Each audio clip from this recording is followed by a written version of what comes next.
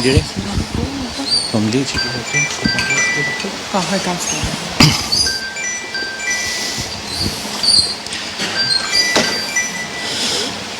Përshëndetje. Shumë kënaqësi të kemi sot këtu kolegë, qytetarë të Shkodrës, arkitekt, inxhinier, profesor, student në të takim ku është dhe na ka nderuar kryeministri zoti Edi Rama. Faleminderit kryeministër që je sot me ne për të bërë një diskutim mbi arritjet, punët, transformimin e Shkodrës, punën këto 2 vjet, atë që Shkodra pret dhe shpresojmë që gjithë së bashku ta bëjmë në vitet që vjen. Është një moment i rëndësishëm. Transformimi i Shkodrës, besoj se që keni para të gjithë, ka filluar me fitoren e Partisë Socialiste para 2 viteve në Shkodër, ku për herë të parë Partia Socialiste fitoi në qytetin më të madh të qarkut të Veriut dhe që prej asaj dite. E në vazhdim, ne punojmë fort çdo ditë për të përmbushur pritshmëritë dhe besimin që ne kanë dhënë qytetarët e Shkodrës. Ka 2 vite që çdo gjë ka ndryshuar. Ndonse unë mendoj se Shkodra tashmë në këto 2 vite jo vetëm ka filluar të punojë, por ka filluar të punojë për të tashmen, për njëkohësisht dhe për të ardhmen. Ndoshta jemi ka një veçori në fakt në krahasim me gjithë Shqipërinë. Ne kemi këto 2 vite që po punojmë fort për projekte. Kemi këto 2 vite që po punojmë fort për të aplikuar dhe për të fituar projekte. E kjo na ka bërë që të jemi pak më mbrapa. Por na ka bërë që në këtë moment ajo që ne po realizojmë të jetë jashtëzakonisht e dukshme, dhe të jetë jashtëzakonisht transformuese, dhe të japë një shpresë dhe një energji që Shkodra se ka pasur kurrë më parë. E filluam para 2 viteve dhe e gjetëm qytetin me një menaxhim shumë të dobët. E gjetëm me plera, me inerte, me kolektor të zënë, me shkolla të shkatruara, me pallate të mykura, me rrugë pa asfaltuara, me rrugë pa ndriçim, pa shpresë, pa gëzim dhe pa energji. Ishte sfidë e madhe që në 2 vjet ne të jepnim një mesazh të fortë pune, të jepnim një mesazh të fortë projektesh, një mesazh të fortë optimizmi dhe ndryshimit të energjisë të qytetit. Ju e dini sa shumë projekte kemi filluar në këtë kohë, dhe nga njëherë që të drejtën as vetë s'mund të rendis, janë pafund kantierët e këtij qyteti sot. Duke filluar nga Vilipoj Shëngjini, duke vazhduar në Dugagjin, duke vazhduar në Zoga Shirok, rrugën e Komanit, Zdralen, hyrjen e Shkodrës që është perla dhe që mendoj që ditë projekti më i bukur në Shqipëri, hyrja e Shkodrës. Nga një vend ku ndërtimet pa leje nuk lejonin shifje gjën më të bukur që kishte qytet, s'lejon shinin liçenin, lumin, bukuritë tona, të zëna nga një ndërtime shpaleje, nga një tuf, s'po them më shumë se kaq. Ajo që ka ndodhur me Shkodrën është që ne sot kemi ngrit dhe kemi ndryshu të gjithë energjinë e qytetit, jo vetëm me ndryshimin e pamjes të jashtme, jo vetëm me kapotat, jo vetëm me asfaltimet, jo vetëm me ndryshimet, por në përditshmërinë po ofrojmë punë, po ofrojmë projekte të reja, po bashkëpunojmë fort me qeverinë, ku unë mendoj se transformimi i Shkodrës vjen dhe nga prova e fortë e ndryshimit të konceptit se si një qeveri bashkëpunon me bashkinë dhe në një vizion të caktuar, një vizion të qartë drejt bashkimit evropian ajo është gjithmonë e suksesshme. Dhe për këtë dua të falenderoj kryeministrin Rama për atë bashkëpunim dhe për atë mbështetje që i ka dhënë Shkodrës, që ndoshta pak më vonë se qytetet e tjera që kanë arritur tashmë këtë gjë, ne do ta bëjmë shumë mirë dhe jemi detyruar ta bëjmë shumë shpejt dhe të punojmë fort për të arritur këtë gjë.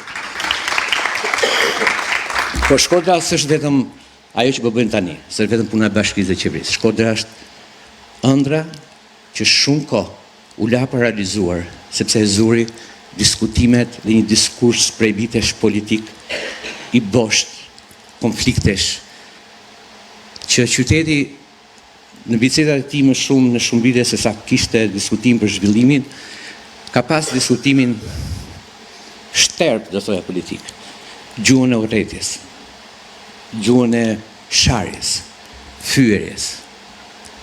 Tashmë në Shkodër zorçat e gjen më këtë diskurs. Sot në tavolinat e Shkodrës flitet për si ta bëjmë më bukur hyrjen, si ta bëjmë më bukur këtë rrugë, si do t'i shtojmë bicikletat. Sot diskutimi në Shkodër është krejt tjetër. Sot diskutimi në Shkodër është më optimist. Nëse e mendonim në fundjavat e mëparshme, shkonim Malëzi për të bërë fundjavat, se s'kishim çfarë bënim në Shkodër, sot është Malëzi që vjen në Shkodër për të bërë fundjavat e tij.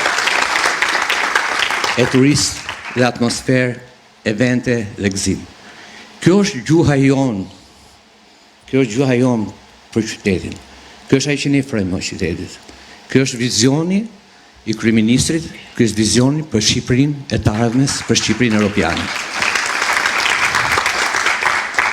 Sigurisht nuk lë pa përmend, po kryeministri do t'i shpjegoj vetë, po unë jam shumë i njohës që idenë e qendrës së rajonit e kthimit të Shkodrës në një qendër rajonale, ne kemi filluar tashmë me vendimet më të mëdha për historinë e Shkodrës, fal kryeministrit dhe ta them Ekurudhën, Hani Hodit, Durrës, Ekurudhën, drejt Gjakobës, autostradën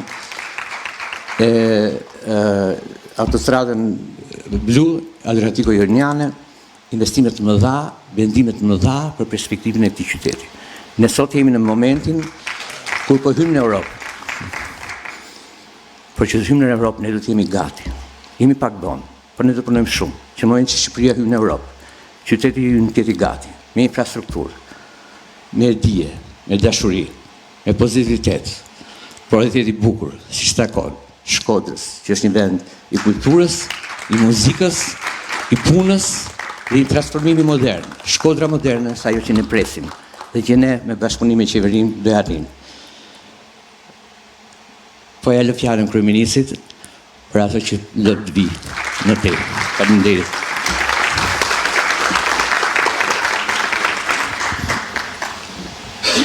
Mirëmëngjes. Shumë faleminderit për pranimin tuaj në këtë ditë pushimi edhe në këtë orë pak të herët për të ndarë me ju një pasqyrë që më duket e rëndësishme, sepse e kam thënë në disa raste dhe shtysa që mund të ndërmarrë këtë cikël prezantimesh të panoramës përgjithshme ekonomike dhe të panoramës përgjithshme të investimeve të bëra në këto 3 mandate, qark për qark, më ka ardhur në mënyrë të befasishme pas një mbrëmje shumë të paharrueshme, do thosha, kur pasi kisha kalu gjithë punët e ditës dhe kishte ardhur ajo ora e lundrimit në për pasqyrat e botës, gjë që e bëj çdo natë vonë. Mu desh të hyja në pasqyrat e Kënetës këtu, sepse ishte shfaqja e parë e anketimit të parë të atij sondazhistit të presidentit Trump i kontraktuar nga një televizion, dhe isha shumë kurioz të shifsha rezultatet e anketimit, pasi e ndjek atë, edhe është një nga më të famshmit në Amerikë, edhe me një reputacion shumë të lartë për shkak se ka arritur të shohë përtej sipërfaqes, edhe për të dytën herë rresht ka parashikuar fitoren e Trumpit, ndërkohë që shumë sondazhe tjera i jepnin humbës. Edhe me thënë të drejtën nuk gjeja fjalë, edhe akoma me vështirësi se nuk besoj se gjenden fjalë për të përshkruar se çfarë kam përjetu kur shikoja ato të dhënat e anketave, dhe pastaj duhet dëgjoja komentatorët që ishin aty mbi ato anketa. E pabesueshme, realisht e pabesueshme, edhe realisht e frikshme të mendosh se çfarë i bie këtij populli të shohë, të dëgjojë mbrëmjeve të debateve apo të komenteve politike në për ato pasqyrat ku një numër i caktuar njerëzish, nuk du t'i fus gjithë të një thes, asnjëherë nuk janë të gjithë njësoj, po pjesa e madhe e cilëve janë totalisht brenda një realiteti të krijuar nga vetë ata, arrin deri në atë pikë ku i pash atë natë, edhe për i të vërtetës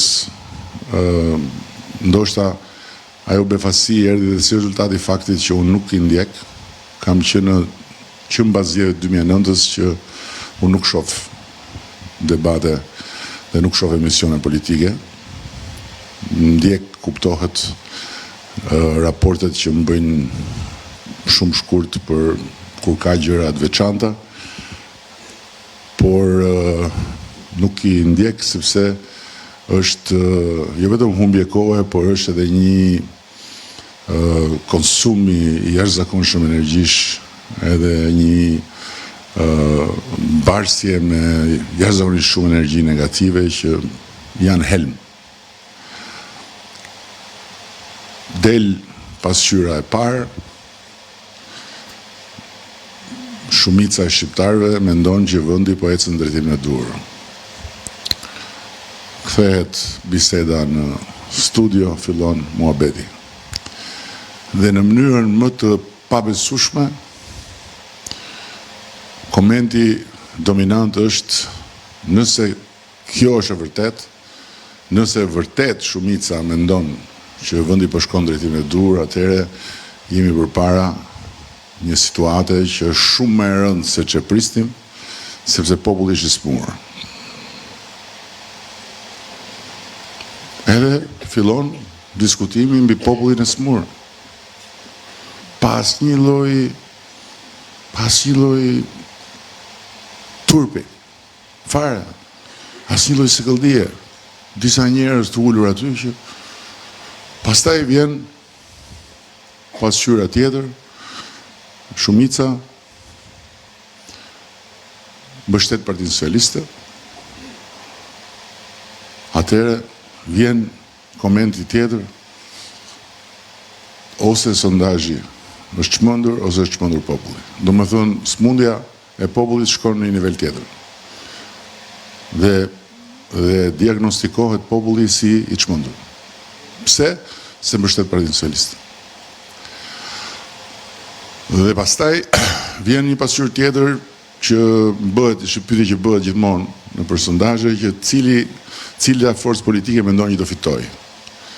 Dhe aty një numër më i madh se ata që mbështesin Partinë Socialiste, mos gabohem, ishte rreth afër 60%, 57-58%, thoshin do fitoj Partia Socialiste. Kjo tregon që problemi është edhe më i thellë.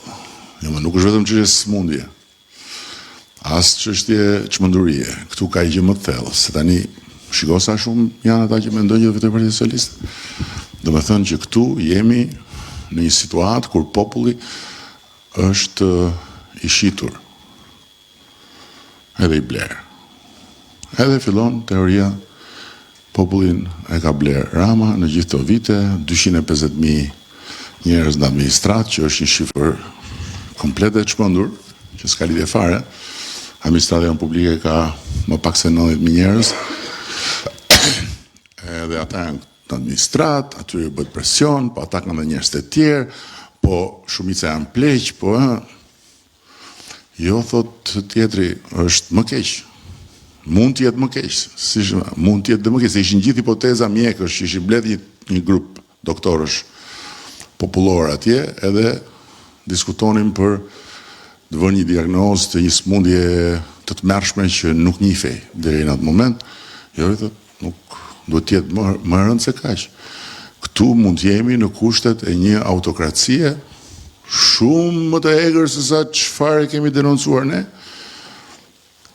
të tipit putinian, që do të thotë populli ka frikë, e ka frikën deri në palc, edhe kur e pyet si po shkon vendi, mirë. Kush do fitoj? Partia Socialiste. Kë mbështet Partia Socialiste? Domethënë njerëz të trembur që nuk dinë se çfarë flasin. E me thënë të drejtën, e gjithë kjo më la atë natë pa gjumë. Sepse është realisht e frikshme të mendosh se me çfarë ushqehet opinioni publik çdo natë. Çdo natë. Dhe me çfarë ushqehet çdo ditë kushdo që futet në për ato kanalet për të marrë lajme nga portalet. Po ju them pas një egzagerim, se duke qenë se kaloj pjesë madhe të kohës në makinë këto ditë, edhe ndjek ato që më çojnë nga stafi, pas një egzagerim, 95% e titujve që vendosen në pasqyrat e portaleve që më citojnë mua janë të shtrëmbruar. 95%. Të nxjerrë nga konteksti, të shtrëmbruar, jo për qëllim, nuk besoj që është me qëllim, por besoj se është përfundimisht një botë ajo e mbyllur brenda vetes ku prodhohet lajmi, për shembull, është prodhuar një lajm që zonës kryeministja harxhon 10.000 euro për të larë makinën. Okej. Dhe kjo përsëritet, pastaj kthehet në fakt, i që diskutohet aty, pastaj kthehet në faj, dhe pastaj kthehet në pyetje, që si ka mundësi, dhe ti gjendesh përpara i situatë, Edi Rama pi verë 33.000 euro. Tani si luftohet me këtë? Dhe po jap shembull më banal se nuk është ky thelbi. Tani për të ardhur tek prezantimi. Dhe atëherë mendova që është shumë e rëndësishme të ndajmë disa të dhëna të cilat tregojnë pse në fakt populli nuk është i smur, pse populli nuk është i çmendur, pse populli nuk është i trembur, dhe pse populli nuk është as i shitur as i bler. Por nëse shumica e popullit mendon që vendi po shkon drejtimin e dur, kjo lidhet me disa gjëra që lidhen me jetën reale të njerëzve. Se ti mund ta thuash në ato moçalet e kënetës mediatike që s'ka ujë as gjikundi dhe njerëzit po vdesin për ujë. Mirë, po fakti është që shumica dërmuese e njerëzve kanë ujë të pishëm në shtëpi. Dhe ata e dinë që ujin e kanë. Ose njerëzit nuk kanë bukë, po vdesin për bukë. Po në fakt njerëzit e dinë që çfarë kanë edhe sa më shumë kanë se shkishin dje. Ose nuk janë rritur pagat që nga 2013, po në fakt njerëzit marrin paga që janë rritur më shumë se asnjëherë tjetër, etj. Dhe për më tepër pastaj, njerëzit jetojnë në përditshmën e qyteteve, edhe të fshat, tjetra, nuk ka rrugë në fshat. Nuk ka rrugë. Po në fakt, e kundërta është vërtet që sa që janë ndërtuar dhe janë bërë të aksesueshme rrugë fshati në këtë dekadë fundit, nuk kanë bërë në të gjitha vitet marrës bashku.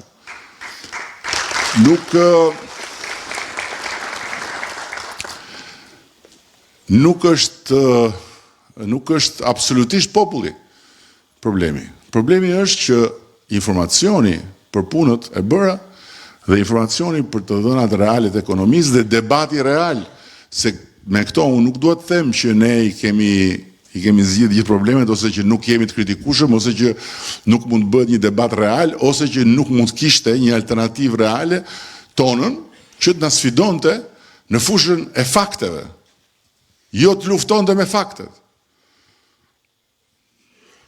Dhe e fundit për këtë parantezë pak gjatë, është që duke qenë se nuk ka vend në për ato pasqyra për të dhënat, e parë herë nuk ka vend për lajmet e mira. Nuk ka vend për lajmet e mira në asnjë sens. Nuk ka. Thjesht nuk ka. Dhe pyetja është, nga do e marrin vesh njerëzit një lajm të mirë për ekonominë, ne bëjmë përpjekjet tona, unë bëj përpjekjet e mia me ato rrjetet sociale, po këta i klasifikojnë shumë tjerë propagandë. Bum bum, propagandë, bum bum. Dhe kur shkon në për studio, dhe prandaj për shumë kohësh s'kam vajt më dhe do shkoj këto ditë se duhet shkoj, kur ti fillon të tregon fakte, mos bëj propagandë tani, se këtu jemi për një muhabet tjetër. Po çfarë muhabeti jemi? Unë jam këtu për të fol për gjëra që duan njerëzit të dëgjojnë nga unë si përfaqësues i gjëve. Leje propagandën tani. Po si më propagandë? Dhe unë tani kam sjellë këtu disa fakte të përgjithshme për të krijuar një ide se çfarë është bërë në këto. Se ka dhe një gjë tjetër që nëse ne nuk do kishim bërë këto që kemi bërë, dhe nëse Shqipëria do të ishte jo 100%, po do të ishte 25% e ngjashme me ç'si e përshkruajnë këta, këneta e gjitha, ne nuk do ishim dot sot në tryezë me Bashkimin Evropian për të negociuar antarësim. Se Bashkimi Evropian vërtet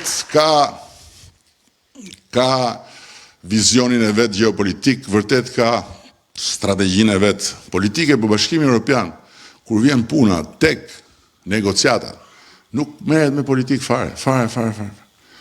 E bëre se bëre, e ke se ke, po e lufton korrupsionin, s'po lufton korrupsionin, po e bën këtë reformë administrative, s'po e bën këtë, si po e bën këtë, si po e bën këtë. Ata kanë skuadër të super stazhonuar burokratësh që merren 24 orë 7 me të gjitha vendet. Dhe çdo vend që do të hyjë atje, është 24 orë 7 nën mbikëqyrje. Ata merren me çdo detaj. Ata studiojnë çdo sektor. Ne sot negociojmë me Bashkimin Evropian se njerëzit se këta të kënetës, këta flahet, tani nuk është puna ke Rama dhe ke qeveria, po duan ata tani se është gjeopolitikë. Mo bet kot. Ne negociojmë në Bashkimin Evropian mbi 250.000 faqe. 250.000 faqe, mbi çerek milion flet, që nuk janë flet shënimesh, që këtu kam i shënim që thuhet që ke Zyliami Lotin mos harro ta shohësh javë. Përshëndes dhe të falenderoj shumë. Po nuk është çështje pusullash, janë kuadër regulatori përgjithshëm, ligje, vendime, masa, standarde, kritere në çdo sektor dhe në negociata janë 1.000 veta, nuk e egzagjeroj, janë 1.000 individ, 1.000 punonjës, 1.000 në punës shërbimit civil që janë ose të institucioneve tjera, janë të gjitha institucionet e shtetit. Janë ata të drejtësisë, janë këto autoritetet e pavarura, regulatorët, gjithë ministrit, afro 40 grupe me negociatorët për katës, dhe 1000 janë nga krau tjetër. E imagjinoni që janë 1000 nga krau. Është makina më e madhe burokratike e botës, Bashkimi Evropian. Dhe ata merren me çdo sektor, me çdo detaj, me çdo produkt. Ti do negociosh çdo produkt. Veza, peshku, midhja, gaforja, domethënë çdo produkt do ta negociosh. Do negociosh si do t'i hedhësh ti hapat për të përmbushur X gjëra për institucionet e drejtësisë. Do negociosh ekonominë, do negociosh të gjitha. Dhe si mundet tani që ata të pranojnë të negociojnë me një vend që është narko? Si mund t'imagjinoni? Si mund që ata pranojnë të negociojnë me një vend që s'ka ujë, s'ka drita, s'ka bukë, s'ka. Natyrisht që ne kemi probleme në të gjithë këto drejtime, po janë probleme shumë më të reduktuara se ç'kanë qenë. Edhe këtu kam sjell një pamje të përgjithshme. Dhe do t'ju falenderoja paraprakisht për durimin, se mbase nuk është shumë e shkurtër. Ky është prodhimi i përgjithshëm i Shqipërisë. Kjo është ajo që prodhon vendi në totalitetin e vet.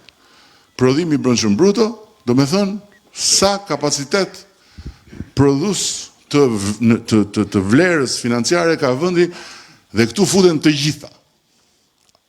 Ato që janë, kuptohet, zyrtare dhe që janë legale. Dhe këtu kemi sa ishte prodhimi i përgjithshëm, se këtu është interesant.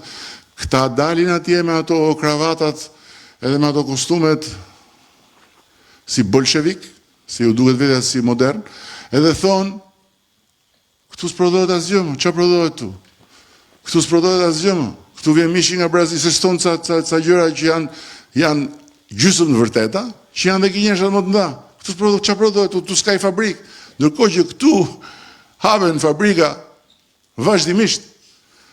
Dhe prodhimi, ajo që prodhonte Shqipëria, kur ne morëm detyrë, ishte më pak se 10 miliardë euro. Sot është më shumë se 25 miliardë euro. Tani, kur ke një rritje 2 herë gjysmë të prodhimit në një dekadë, je më mirë apo je më keq? Je më i fortë apo je më i dobët? Ke më shumë për të rishpërndar apo ke më pak? Dhe projekcioni për 2030 është 35 miliardë. Por këtu duhet bëj një specifikim. Projekcionet tona nuk janë si ato prallat e bufit. Nuk janë si ato që lëshojnë këto partit që vinë vërdall. Do të bëjmë këtë, do bëjmë atë. Këto janë projekcione të qeverisë vendit. Si janë programe për të marrë vota. Dhe ky projekcion është bërë nga ekspertët e Ministrisë së Financave dhe në bashkëpunim ne punojmë shumë edhe me ekspertë ndërkombëtar sipas fushave të ndryshme, ndërkohë që drejt për drejt me mua punon krye ekonomisti i kancelares gjermane që qëndroi me të 10 vjet. Dhe të gjitha këto që ne flasim për ekonominë janë gjëra sepse ne nuk mund të dalim si qeveri, e themi ne do ta bëjmë prodhimin e përgjithshëm kombëtar në 2030 50 miliardë. Në momentin që unë dalë bëj këtë, pa mbaruar mbledhja, dhe nuk egzagjeroj asgjë, fare, pa mbaruar mbledhja, në midis atyre grupeve të negociatorëve vjen i telefonatët, ç'a është kjo? Ose në çdo drejtim tjetër. Sepse negociatat janë një marrëveshje midis një shtëpie të pasurish me 27 vende dhe një vendi tjetër që duhet të kaloj të gjithë check-upin e kapaciteteve të veta shtetërore. dhe që duhet provoj me gjithë mangësit dhe me gjithë prapambetin që mund të ketë me ata që janë aty brenda, duhet provoj që është një shtet me institucione dhe që flet dhe bën gjërat siç duhet. Nuk mundet ne të hedhim fishekzare, nuk mundet ne të dalim themi të t'i bëjmë pensionet 500 euro sa të marrim, sepse në atë moment ne atje nuk kemi më asnjë lloj kredibiliteti për të vazhduar diskutime. Vazhdojmë. Këtu jemi tek rritja, dhe kjo është një tjetër pasqyrë e rëndësishme, sepse ne nuk veprojmë në një kontekst jashtë kontekstit përgjithshëm. Ne nuk jemi ngarë me Gjermaninë. Ne ishim të dy mas Gjermanisë, ju e mani më mirë, kur edhe në Shkodër këtu luftoi komunizmi duke mos bë as i punë edhe duke lënë plerat që të zvendçonin gjelbërimin nëpër rrugë. Por ne krahasohemi me veten dhe krahasohemi me rajonin. Dhe ne jemi në një rajon që ka qenë shumë më përpara nesh, në të gjitha drejtimet. Ne jemi në një rajon që ka trashëguar një bazë industriale. Një bazë industriale që ne e shkatruam komplet në fillim të viteve 90. Nëse sot Serbia ka një industri ushtarake, është një industri ushtarake e trashëguar. Dhe produktet e asaj industrie ushtarake janë produkte të gjeneratave më të vjetra, por janë bërë të rëndësishme sot, ose janë të rëndësishme në vendet caktuara të botës dhe ata bëjnë dhe eksporte e tjerë. Pra nuk është një industri ushtarake që ata e ngritën mbasi dolën nga Jugoslavia. Ashtu si kundër dhe plot industri të tjera. Kroacia, që hyri në Bashkimin Evropian, ka plot industri të tjera dhe plot baza industriale që vinin nga e kaluar. Ne i shkatruam gjitha. Totalisht.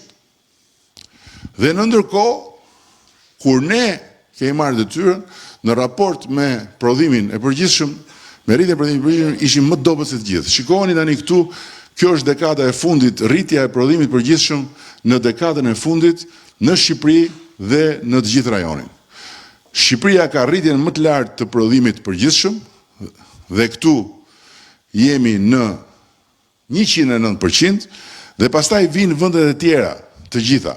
Dhe kjo nuk është pasqyrë, dhe këto nuk janë pasqyra të gjitha xhanëm të qeverisë shqiptare. Këto janë Fondi Monetar, Banka Botërore e tjerë.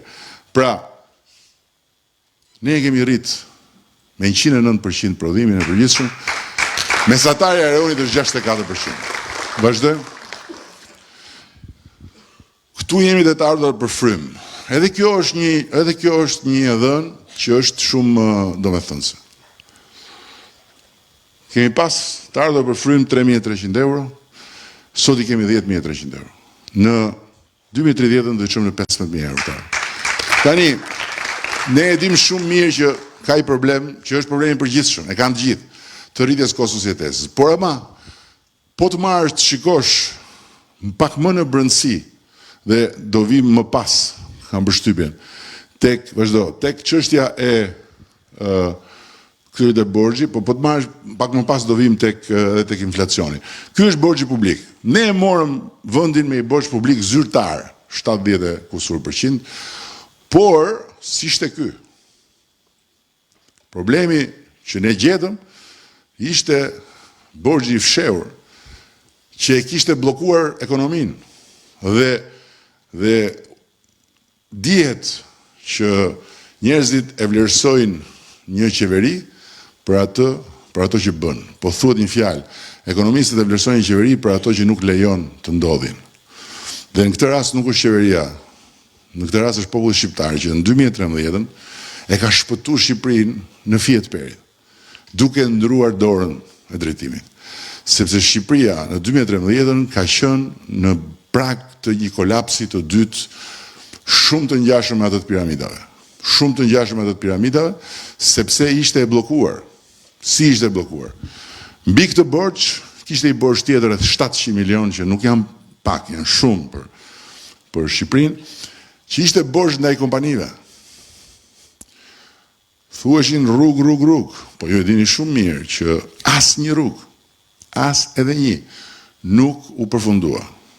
As rruga e kombit që është vetmja vepër që kishte një fillim dhe një mbarim kur hye dhe arje në fund, nuk ishte përfunduar. Ishte një rrugë e lënë në mes të rrugës. Por e kishte një fillim. Të gjitha rrugët e tjera, ju e dini shumë mirë se ju nga Shkodra keni shkuar në Tiranë. Dini shumë mirë që aty thuhet sikur ishin bërë, nuk ishin bërë asgjë. Ato ishin tendera të bëra për të hapë gjithandej gropa, për t'i rënë ndaulleve gjithandej që po bëjmë rrugët, por cili ishte problemi? Ato kushtonin, le të themi, 100 milion? Qeveria kishte vënë dispozicion 10 milion. Dhe 10 milion ndarë kompanive, e thonë filloni, vazhdoni, edhe ne ja u kemi. Kompanitë që bënin? Kompanitë shkonin në përbanka. Kishin kontratë me qeverin, normalisht s'ka më mirë sa kontrata me qeverin, sepse qeveria s'ka ku ikën, ti doja marrësh një ditë lekët, bankat jemi kredi, dhe verdi një moment, qeveria s'kishte lek për t'i dhënë kompanive, kompanitë nuk ishin lek, por t'i dhënë bankave, dhe u kryua një stok kredish të këshia, më shkoj një sekund të kredish të këshia, që ishte në pikën fundore ku fillon alarmi. Shikoni, këto ishin, domethënë çereku i kredive në banka ishte i keq. Nuk kishin mundësi kthimi. Dhe qëndrueshmëria e bankave ishte në rrezik. Dhe nuk ishin vetëm rrugët. Kompanitë që furnizonin spitalet, kishin ndaluar furnizimet. Ju kujtohet, ka qenë një kohë, se flasin tani për ilaçe këta, ka qenë një kohë kur njerëzit rrinin varë tek kangjellat e spitaleve. Janë në për shumë pamje. Me receta. Ana tjetër e rrugës ishin farmacitë private. Sepse kompanitë nuk furnizonin më spitale se nuk paguheshin. Kemi shlyer borxhe për ilaçe. Për rrugët patjetër që na mori gjithë mandatin e parë, shlyerje borxhesh, rifillim punimesh dhe ato rrugë që u tenderuan atëre, të gjitha kanë vazhduar të ndërtohen nga ne. Deri për shkumsat. Nuk kishte shkumsa në për shkolla, sepse kush duhet si dhe shkumsat nuk kishte më lek. Kjo ishte situata në atë kohë, se kalojnë vitet, natyra njerëzore është e tillë, e ka bërë Zoti për merak që e keqja harrohet shpejt, e mira s'ka fund. Dhe dakord jemi me këtë. Invalidët, domethënë personat me aftësitë kufizuara, nuk kishin marrë më as i lek. 40 milion euro, se e kam të fiksume, 40 milion euro i kishte shteti borxh personave me aftësitë kufizuara. Shihepshin më lek. Dishin ata shkretët me karroca e me paterica në për protesta i myshin ndru. Kjo ishte Shqipëria. Dhe sot, ja ku janë kreditë e këqija. 4.2% është nivel normal kredi me probleme që i ka gjithë bota. Kthehemi pak tek borxhi, se është shumë i rëndësishëm momenti i borxhit, se ne kemi bërë rritje ekonomike, po nuk kemi bërë rritje ekonomike dhe nuk kemi bërë rritje të asgjëje në kurrizë të themeleve të ekonomisë, sepse të rrisësh ekonominë me borxh është njësoj si të shtosh njerëzit në tavolinë në shtëpi edhe të shtrosh darka speciale duke marrë borxhe. Vjen një moment që ti humb shtëpinë. Dhe borxhin sot, duke pas parasysh që kalum Covidin, kalum tërmetin që na u desh prap të merrim borxhe, e kemi ullë me 16 pikë përqindje në 54%, dhe projekcioni është ta çojmë tek vija e artë e 50%. Vazhdojmë. Po kur thoni solli koha, e keni dëgjuar këtë? Është e bukur kjo. Hema se këto i solli koha. Don çfarë është bërë mirë e ka sjell koha. Çfarë nuk është bërë akoma, nuk është bërë për fajin tonë. Po koha solli edhe Covidin. Koha e solli. Ne e përballuam me shumë sukses. Koha solli e tërmetin. Po sot 90% e gjithë atyre që humbën shtëpinë janë në shtëpi shumë më të forta, shumë më të bukura, shumë më të mira dhe i kanë marrë falas pa asnjë kokër leku dhe pa asnjë qindar kredi, gjë që nuk e bëjnë shtetet e tjera. Këtu jemi tek përqindja e popullsisë në rrezik për varfëri. Kjo është një shifër shumë e rëndësishme, sepse këtu flitet sikur këtu është një vend ku varfëria është ulë këmbë kryq. Ndërkohë që këtë statistikë nuk e nxjerrim ne, e nxjerr Eurostati, institucioni Europian i statistikave. Dhe shikoni nivelin e rrezikut për rënien në varfëri në disa vende që janë vendet e Bashkimit Evropian dhe që janë vendet e rajonit. Dhe ne e kemi ulur në një nivel që është një nivel mjaft i arsyeshëm mes një numri të madh vendesh të Bashkimit Evropian. Vazhdo. Këtu jemi tek pabarazia në të ardhura, që është një tjetër raport që më se këtu thuhet janë 5 oligark. 5 oligark. Të tjerët po vdesin gjithë. Gjithë pasuria shkon te 5, se kush janë, se nuk e di, se unë s'njoh asnjë oligark në Shqipëri, se në Shqipëri nuk ka oligark. Ka njerëz pasur, po oligark jo. Se oligark do të thotë të vendosësh ti. Dhe qeveria të jetë kukull. Emrat që unë dëgjoj si janë oligark, më besoni, presin shumë gjatë për të marrë takim me mua. Jo më për të vendosur gjë që është në detyrën dhe në përgjegjësinë e qeverisë për ta vendosur, por kjo është temë tjetër. Pabarazia në të ardhura ka rënë në 4.9%. Pra, shpërndarja e të ardhurave është bërë shumë më e ekuilibruar. Dhe shikoni tek mesatarja e vendet BE-s. Dhe ky është Eurostati, nuk kemi ne. Mesatarja e vendet BE-s 4.72. Shqipëria 4.9. Serbia 5.5. E ka më të lartë. Negativisht. Rumania 5.8, Bullgaria 6.6. Pra, nuk jemi një vend anormal, jemi një vend normal, sot që flasim. Me të gjitha problemet që kemi, përsëris, nuk jam këtu për të thënë që jemi përpara një tabloje roz, absolutisht jo. Tabloja jon ka drita, ka hije. I ka të gjitha ngjyrat, ka dhe pikat zeza, pa diskutim. Vazhdojmë. Këtu jemi tek tregu i punës. Për herë të parë, papunësia është nën 10%. Për herë të parë. E këtu do të bëj një sqarim. Shumë kush thotë, po ka rënë se kanë hik njerëzit. Jo, nuk është përqindje e popullsisë. Është përqindje mbi forcat e punës. Sa e ke forcën e punës dhe sa nga forca e punës i ke jashtë pune. Nuk është përqindje e përgjithshme. Nuk është përqindje duke futur pensionistë, fëmijë, vetëm forcat e punës dhe është rënja e parë nën dy shifrat. 8.8%. Vazhdo. Këtë e kam shumë qef. Sepse ju ka mbetur ajo atyre kuave që ku i ke 300.000 vende pune? Këta janë të punësuarit kur ne morëm detyrën. 1.023.000 dhe këta janë emër mbi emër, vend pune, paga, kontribute. Nuk janë statistika anketa. Këta janë njerëz real. 1.023.000.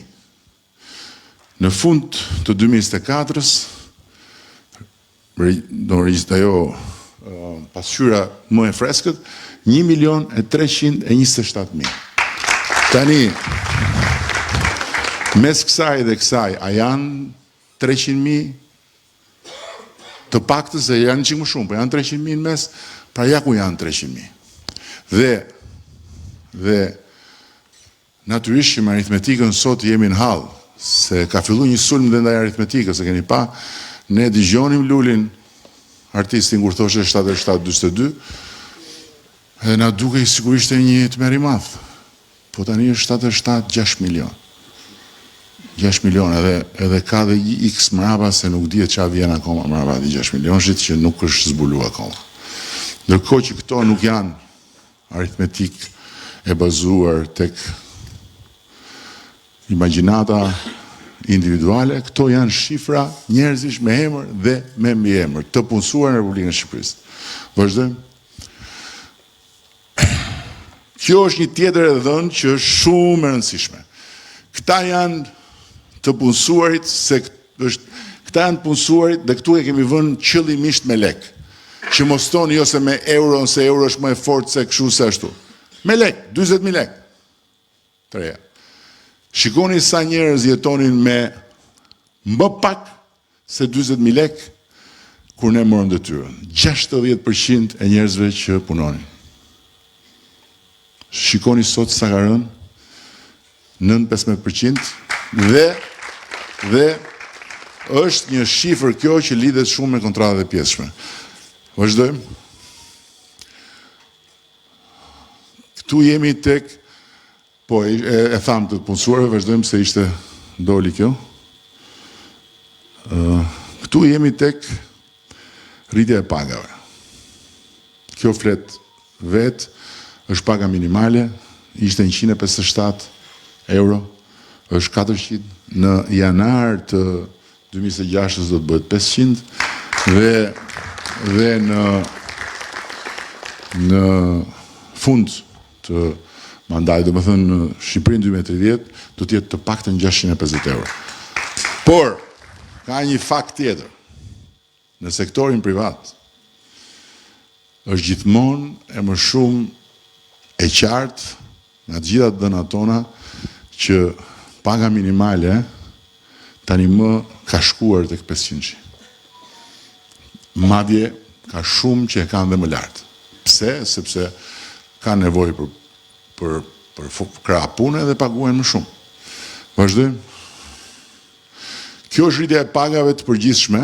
Kjo është mesatarja e pagës publik-privat. Ishte 322, është 828 euro sot. Dhe do të shkoj të paktën 1.000 euro në Shqipërinë 2030. Mesatarja, vazhdojmë, ndërkohë që kjo është në sektorin publik, është 1.000 euro sot në sektorin publik, paga mesatare, dhe do të shkoj 1.200 euro të paktën në Shqipërinë 2030. Vazhdojmë. Këtu jemi tek pensioni mesatar. Ky është pensioni mesatar i bazuar tek sigurimet e plota. Sot që flasim, ne kemi 2 blloqe pensionistësh. Dhe kjo është pamja më e qartë, po dhe më e dhimbshme e dallimit mes nesh dhe Kënetës, edhe shëmbëltyra e asaj që nuk është koha. Nuk është koha që sjell. Koha sjell njerëzit. Njerëzit pastaj e bëjnë kohën. Deri në momentin që ne kemi marrë detyrën, ne nuk kemi pas sistem pensionesh në Shqipëri. Ka qenë vetëm i vend në Europë, nuk e di, andej nga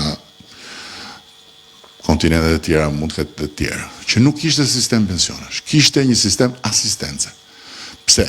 Sepse ishte vënë një tavan, 24.000 lek, ti mund të kishe punu 50 vjet, mund të kishe plotësu të gjitha detyrimet, nuk kishte rëndësi fare, 24.000 lek ishte. Gjithë tjerët poshtë. Dhe kjo ndodhi në momentin kur u shkatru baza industriale e vendit, u hodhën rrugë njerëzit dhe u quajtën pensionist, 40 vjeç pensionist. Sa ushtarak, e sa punëtor, e sa njerëz mbetën në rrugë dhe morën statusin, emrin pensionist. E pastaj fillon të bëjmë punë tjera, natyrisht. Por ajo që bëm ne me reformën e 2014-s është që ne vendosëm sistem pensionesh që do thotë sistem i bazuar të sigurimet.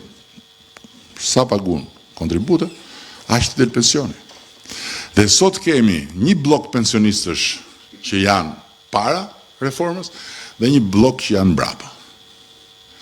Dhe po të shikoni është e dhimbshme që shumë pensionistë për të njëjtën punë, mësues, për të njëjtat vite pune, 40 vjet, kanë pensione të ndryshme. Ata që kanë dalë përpara e kanë pensionin më të ulët, ata që kanë dalë mbrapa kanë pensionin më të lartë. Tani,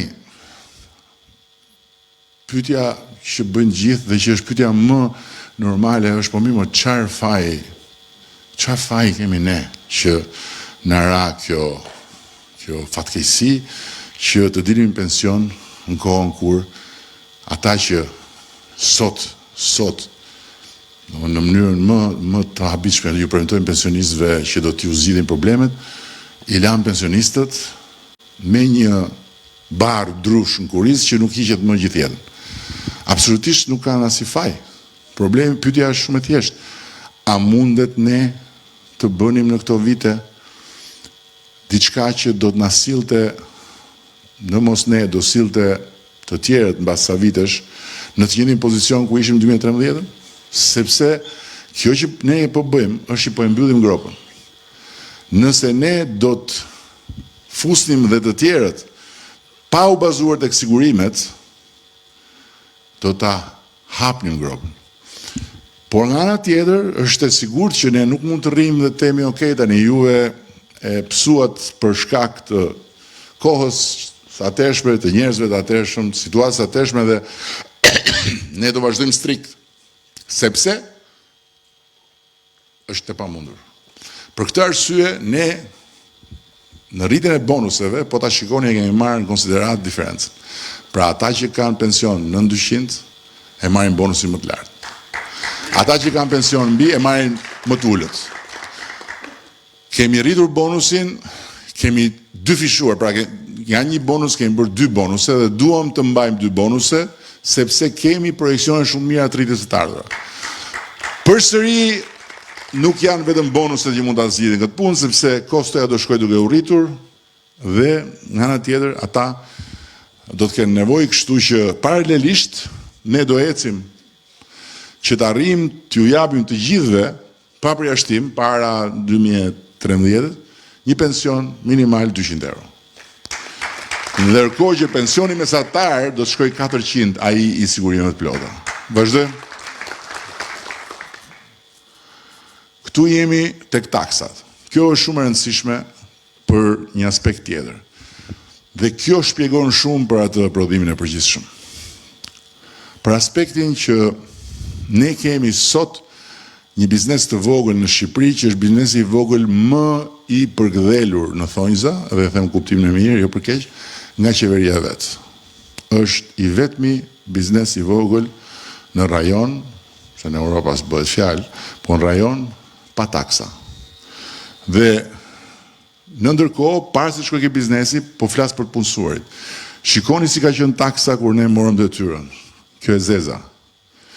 Të gjithë njësoj, 10%. Këtu hynin pagat e sanitarëve, pagat e ministrave, pagat e deputetëve, gjithë këtu. Dhe gjithë jepnin 10% nga paga, që është sistemi më i poshtër dhe më i padrejtë, sepse 10% nga i paga e lartë nuk të vret aq sa të vret 10% nga i paga e ulët kur ti ta merr shtetin. Dhe ne kaluam tek sistemi i taksimit ndershëm. Kush fiton më shumë do paguajë më shumë, kush fiton më pak do paguajë më pak dhe bëm që 57% e të punësuarve në Republikën e Shqipërisë mos paguajnë taksë mbi pagë. Ndërkohë që 93% e të punësuarve në Republikën e Shqipërisë, dhe këtu janë edhe në publik dhe në privat, të paguajnë më pak se 10% që pagunin dikur. Vetëm 7% e të punësuarve në Shqipëri paguajnë më shumë se 10% dhe ata që fitojnë më shumë, patjetër. Vazhdojmë me tjetrën. Dhe këtu jemi tek taksa mbi fitimin e biznesit. Shikoni ku kemi qenë. Taks dhe biznesi vogël konsiderohej biznesi që merrte deri në 55.000 euro. Do të kishin dy fasha, 35.000 euro xhiro në vit dhe 55.000 euro xhiro në vit. Sot ne kemi rrit tavanin 100.000 euro dhe 140.000 euro. Që është biznesi vogël, nuk i atyre atë rregull. Dhe shikoni ku janë sot në tatim fitimi. 0. Çfarë ka sjell kjo? Vazhdojmë. Kjo ka sjell që nga biznesi i vogël 100.000 euro xhiro në vit, pa TVSH dhe pa tatim fitimi, kam përfitu 98.000 subjekte dhe shteti, qeveria ka vendos vullnetarisht që 66 milion euro mos t'i marri taks në vit, po t'ja u lëri atyre që krijojnë një biznes që vetë punsojnë tjerë. Dhe 66 milion euro në vit kam përshtypjen që janë 660 në një dekadë milion. Vetëm nga këta që ja kemi heq arkës shtetit. Pastaj vjen fasha tjetër, që është biznesi deri në 140.000 euro xhiro, që ka marrë 58 milion euro, që janë 580, mos gabohem, në një dekadë. Pra 660, 580, ka përcejm miliardin e të ardhurave që në vend t'i merrte qeveria i kanë marrë njerëzit. Vazhdojmë. Ky është totali. 125 milion, pra shkojmë në 1 miliard e 250 milion. Ndërkohë që ktheu pak tek kursimi për qytetarët, është ktheu pak se tek taksa taksa mbi tatimin, mbi fitimin, mbi pagën, ktheu pak edhe herë, më mbrapa, një më mbrapa. Ktheu më. Dhe shalli i madh me ne, nuk kthehemi dot mbrapsht. Ktheu.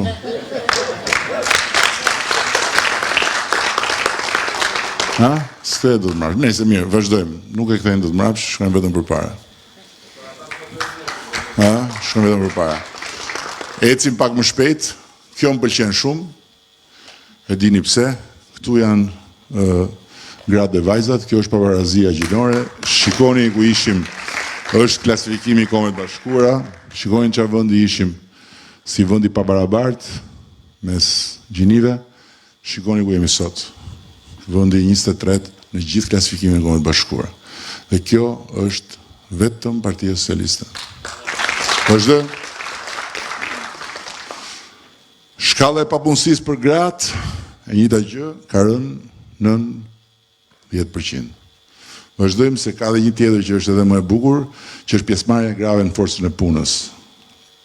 Vetëm gjysma e grave merrin pjesë në forcën e punës. Sot kanë rritur në 70%. Vazhdojmë. Këtu jemi tek paga mesatare e grave, që është 848 është e përgjithshmja, 820 është e grave. Vazhdojmë. Këto janë investimet e huaja, edhe këtu jemi në rajon me rritjen më të lartë të përqindjes investimeve të huaja në prodhimin e përgjithshëm. Vazhdojmë.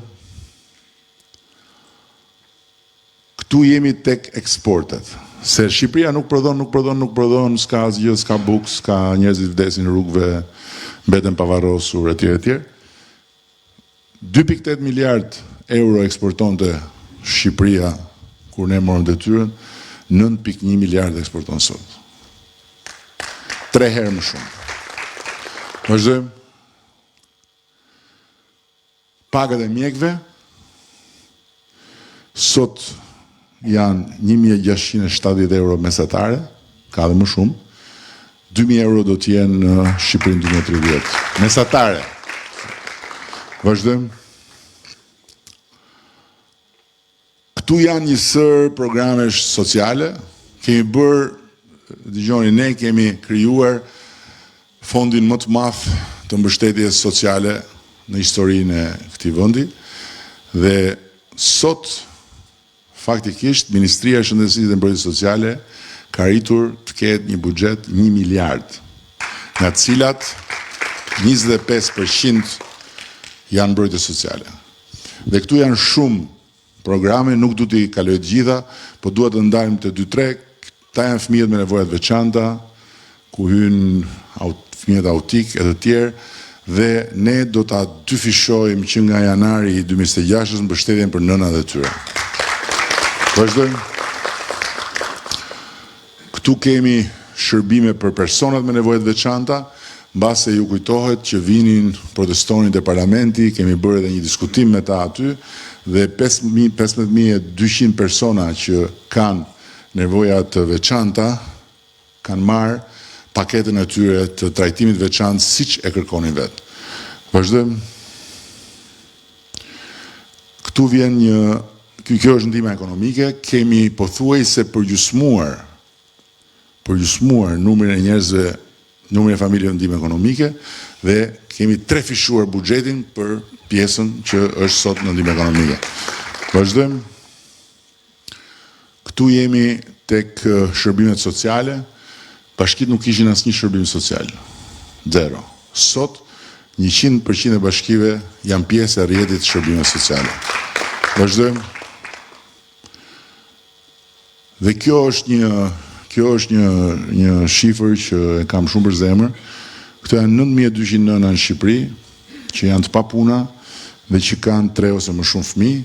Për to, çdo vit qeveria jep 25 milion euro për t'ju paguar sigurimet shoqërore dhe shëndetësore, që do thotë që për shkak se ato nuk shkojnë në punë se kanë shumë fëmijë, nuk mund mbeten pa pension. Dhe kur të dalin pension, do keni pension dinjitos të mbuluar nga qeveria shqiptare. Vazhdojmë.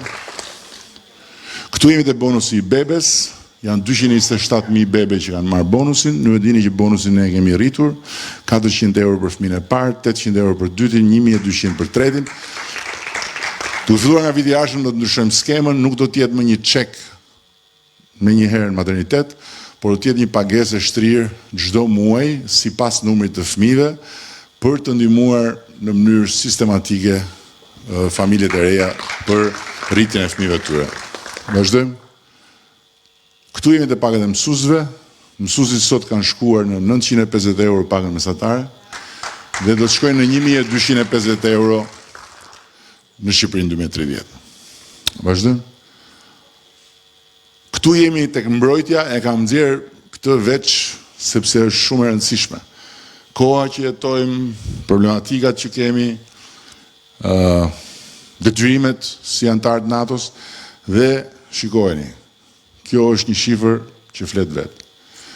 Nga 28 milion euro, 28 milion euro jepeshin për mbrojtje. Domethënë një ushtri dordolecash më e keq paguara e rajonit, më e keq pajisura e rajonit, korrupsion, një i korruptuar i famshëm i asaj ushtrie është sot kandidati i Kënetës.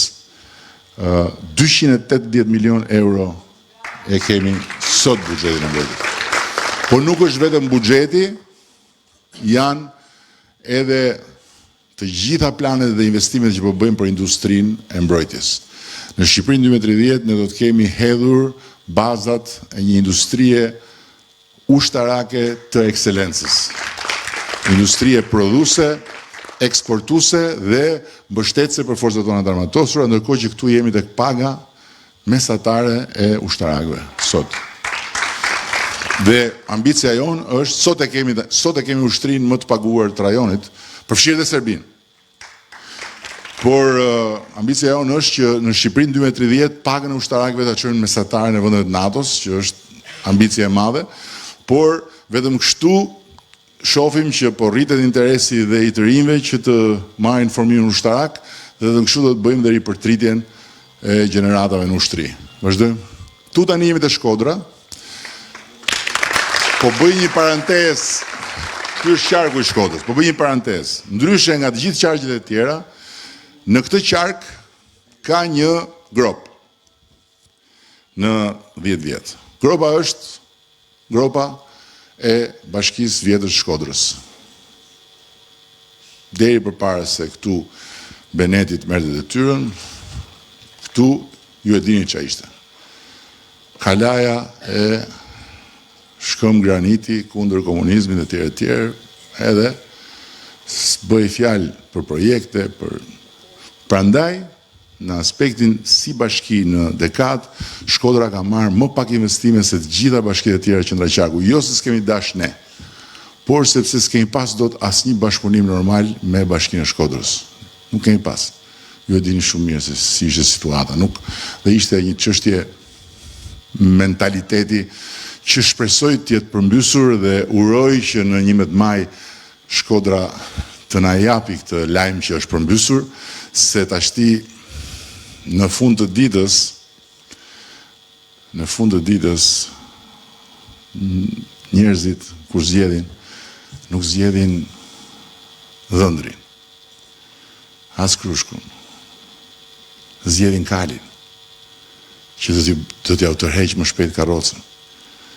Dhe tani të zgjedhësh një kal gjysmë ngordër, se të pëlqen ngjyra, dhe të mos zgjedhësh një kal që ta tërheq karrocën me shpejtësi se s'të pëlqen ngjyra, vetëm Shkodra e kanë pahurit punë. Deri dje. Shpresojmë që mos ndodhi më. Këtu tani jemi tek qarku. Gjithsesi ka një gjë që mua më bën shumë krenar personalisht, por që është një nga shumë mitet e ngritura nga Këneta, që është komplet pas i bas. E keni dëgjuar që në Edi Rama s'do veri, unë Edi Rama s'do veri, Edi Rama, unë nuk e di se si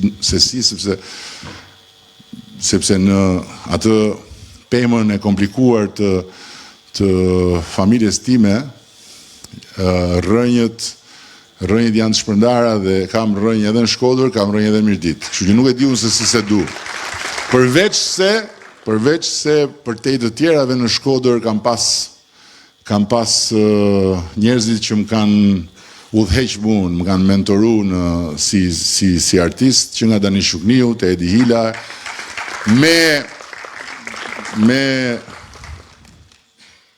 historinë e Shkodrës kam qenë shumë i lidh, gjyshja ime katolike më ka ndiku shumë, Padre Zef Plumin kam pas privilegjin ta kem shumë mik, e tjerë, po kjo është histori tjetër. E vërteta është që çfarë kemi bërë ne për veriun. Nuk ja u heq rrugën e kombit si iniciativë dhe si përpjekje, edhe pse është njëkohësisht edhe një nga veprat më të korruptuara të historisë. Po kjo është punë tjetër. Por çka kemi bërë ne për veriun nuk është bërë nga të gjitha qeveritë e tjera më përpara. Dhe të gjitha akset strategjike të veriut për ta hap veriun ndaj turizmit i kemi ndërtuar ne. Të gjitha. Dhe këtu du të them që ka qenë për mu fat që kam pas Benetin te fondi i zhvillimit. Beneti ishte një nga mbetjet e pakta të kaluarës që kishte vlerë të plot ricikluese. Ata janë mbetje të pariciklueshme. Dakord? Beneti, ja ku e keni, dhe fal Benetit në radhë parë, sepse janë projekte që kemi bërë me Benetin. Nuk i çanim dot këtu ne me bashkira me gjëra. Fal Benetit janë të gjitha këto, një pjesë e madhe, se tani ka ardhur dhe fondi i ri i zhvillimit, po të gjitha këto akset e asfaltuara.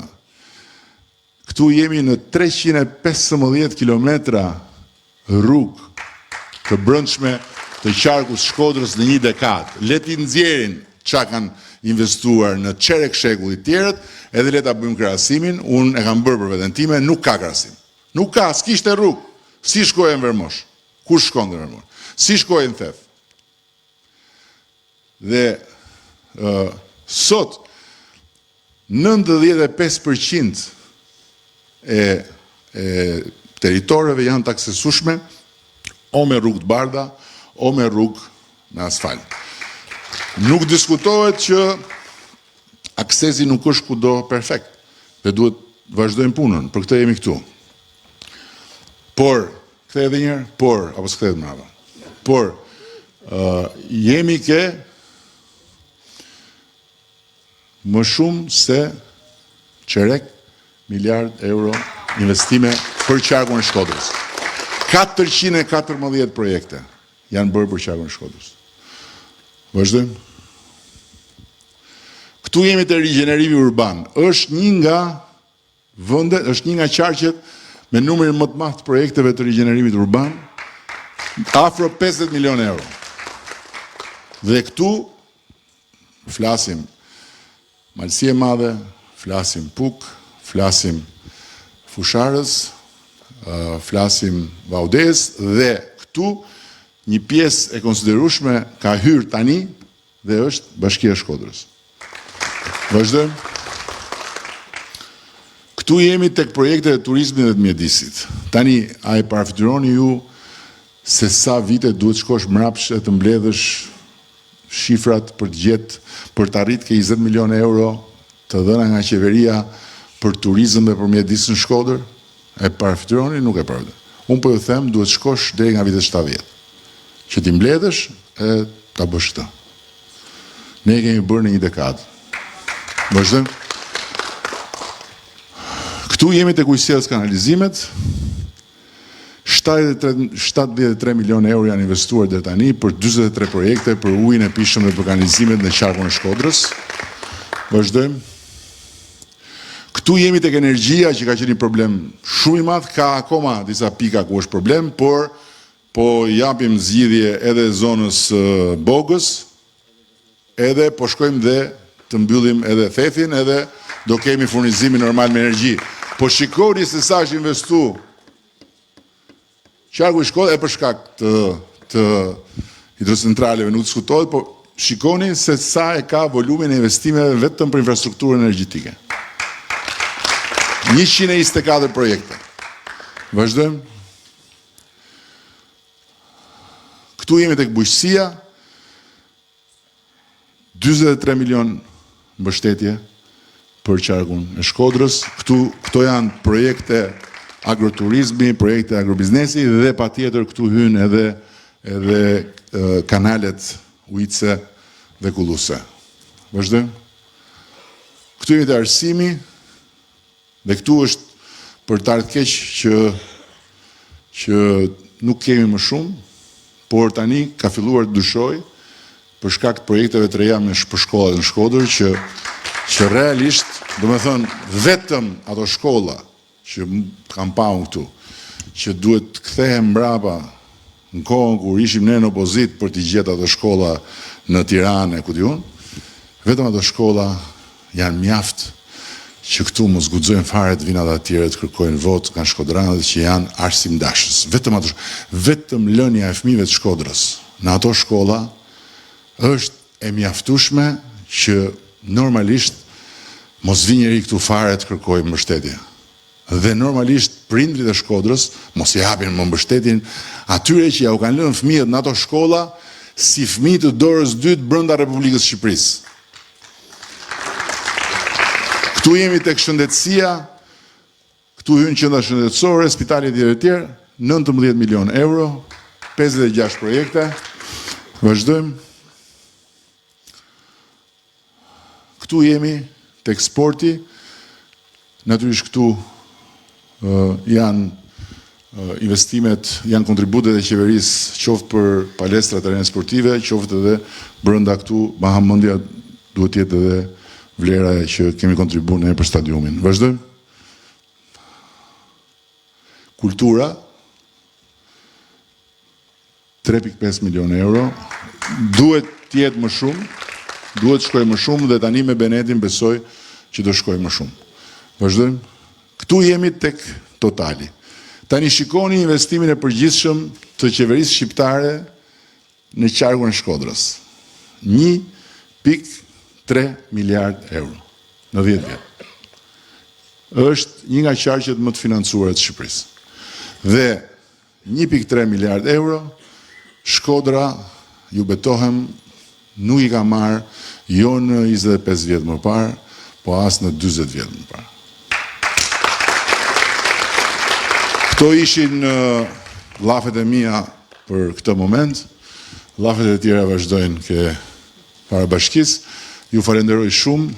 Kam shumë besim që do kemi gjithë mbështetjen e nevojshme, jo për vete, por për të vazhduar, për të bërë për Shkodrën të gjitha ato gjëra të reja që kemi nisë, edhe për të vazhduar projektin transformues dhe ambicios që unë kam fatin të kem Benetin këtu dhe i ndajmë të gjitha ato ëndrat se si mund të bëhet kjo, si mund të bëhet ajo.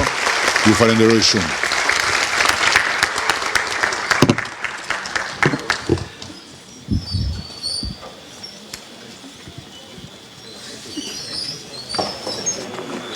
Më këndurë me dy porta, më këndurë me dy porta.